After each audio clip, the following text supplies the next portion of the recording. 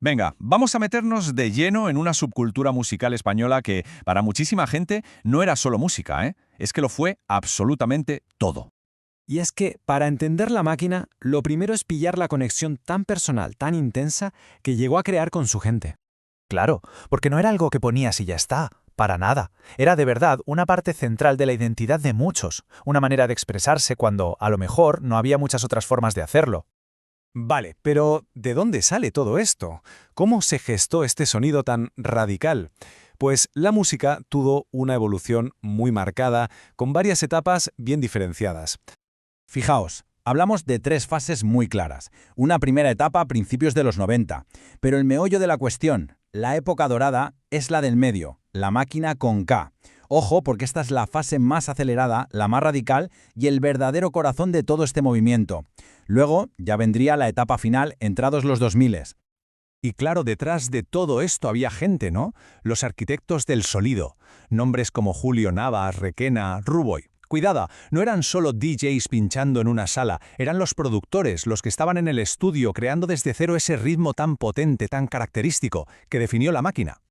Pero a ver, la escena era mucho más que los discos. La magia de verdad estaba en los DJs, que eran como dioses para el público, y en las discotecas, que no eran discotecas, eran auténticos templos donde todo esto cobraba vida.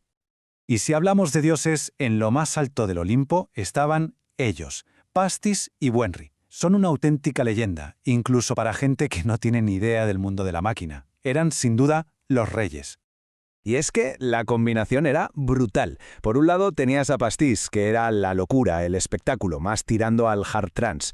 Y por otro a Buenry, que era la técnica pura, la profesionalidad, el maquinero por excelencia. Juntos eran la fusión perfecta. Electrizaban a cualquiera y vamos, marcaron a toda una generación. Y esos templos de los que hablábamos, pues aquí están. Pontairi, Chasis, Exque, Scorpia, no eran simples salas para salir de fiesta, ¿qué va?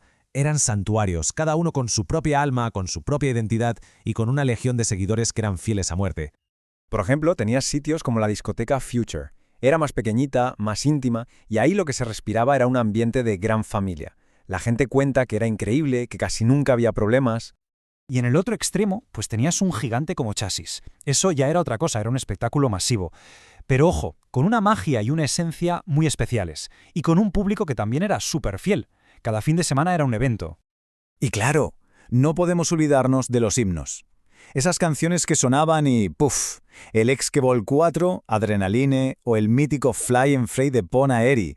Es que no eran solo canciones, eran el detonante. Eran momentos de comunión total que hacían que la pista entera, literalmente, explotara. Ok, hasta ahora todo suena increíble, ¿verdad? Familia, música, pasión. Pero la escena máquina también tenía una cara B. Un lado bastante más oscuro que, la verdad, no se puede pasar por alto. Porque, a ver, dentro de la sala, para muchísima gente, la sensación era esa, la de unidad, la de hermandad. Hay testimonios que hablan de un buen rollo que rara vez se veía en otros sitios. ¿Pero qué pasaba afuera? Pues que los padres lo veían con otros ojos. Empezaban a preocuparse, y mucho, porque el ambiente que rodeaba todo esto, pues no les parecía nada bueno. Y ojo, que esa percepción no era solo cosa de los padres. Desde dentro, un propio fan de la escena llegó a decir algo tremendo, que calculaba que solo un 5% de la gente iba por la música, el otro 95% por la moda, y sobre todo por las drogas. Una cifra que, si es así, te da una idea de la dimensión del problema. Así que ahí estaba la tensión, ¿no? Era algo muy real. Por un lado, la música, la comunidad, la pasión. Y por otro, las peleas, que eran habituales en algunas salas, y la presencia constante de drogas. Eran las dos caras de la misma moneda, inseparables.